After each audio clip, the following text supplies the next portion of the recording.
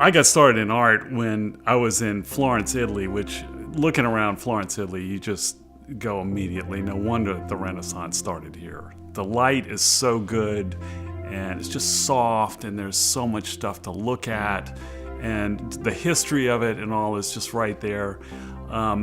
My wife had seen it and taken me there and just said, "You've got to see this place." I had no interest in painting at the time.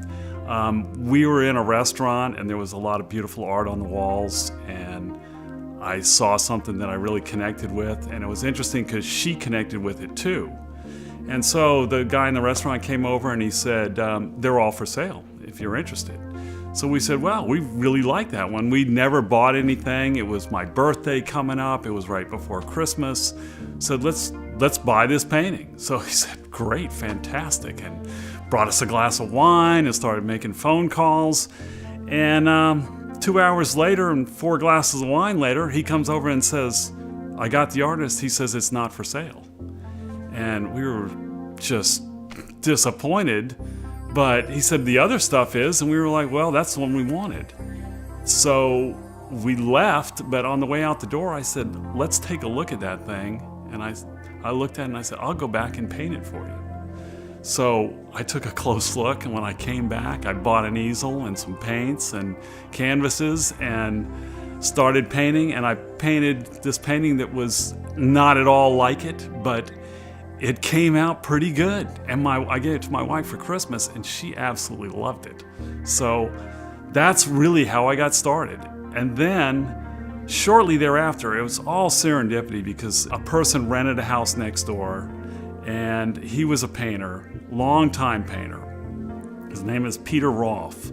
And he came over and said, "I heard that you were painting." He said, "I've been painting a long, long time." He said, "I'm going to make your life easy." And he started saying, "I start with these 3 colors. This is where I buy my materials. This is how I stretch my canvas. This is how I set up my easel. Let's go outside and paint." I was introduced to plein air painting outside on location, which is really difficult. You really need someone to train you. He was very patient, just willing to share everything he wanted to share. And I didn't find out until much later that he's touted as one of the best impressionists in the country. And he just came along and just was helping me out. And I think he saved me 5 years, maybe 10 years. I'm not a real finicky painter. I like to have a painterly look about it. And that comes naturally when you paint on the scene.